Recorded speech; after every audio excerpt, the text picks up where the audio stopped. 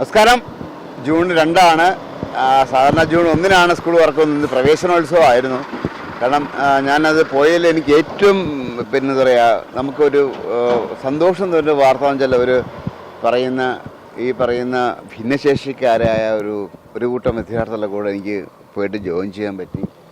അവർ എന്താ പറയുക, എൻ്റെ ഗുരുനാഥൻ്റെ മകളുണ്ട്. കാരണം അവളെ സ്കൂളിൽ കൊണ്ടുപോകുന്നതൊക്കെ എൻ്റെ ഒരു പൊന്നു കുഞ്ഞാണ്. അവൾക്ക് എന്നോടുള്ള സ്നേഹമൊന്നും എനിക്ക് പറഞ്ഞറിയിക്കാൻ പറ്റില്ല. അങ്ങനെ എനിക്ക് ആ സ്കൂൾ കണ്ടപ്പോഴത്തേക്ക് അതാണ് ഓർമ്മ വന്നത്. കാരണം അത്രയും ഒരു സ്ഥാപനം അവിടെ ഉള്ള കാര്യം പോലും എനിക്കറിയില്ലായിരുന്നു. ഞാൻ അവിടെ പോയി എല്ലാവരെയും കണ്ടു, സംസാരിച്ചു. എല്ലാ നാട്ടുകാരും ഒരുമിച്ച് അത് ഇന്ന് ഒരു പ്രവേശനോത്സവം ഉദ്ഘാടനം ചെയ്തു. അത് കാണുമ്പോൾ ഭയങ്കര സന്തോഷമുണ്ട്. കാരണം വെച്ചാൽ നമ്മളെപ്പോഴും വിദ്യാഭ്യാസത്തെ പറ്റിയിട്ടുണ്ടെങ്കിൽ കുറവുകളെ കുറിച്ചിട്ടൊക്കെ നമ്മൾ കുറ്റം പറയാറുണ്ട്. പക്ഷേ നല്ല കാര്യം കണ്ടാൽ നല്ലത് തന്നെ പറയണം.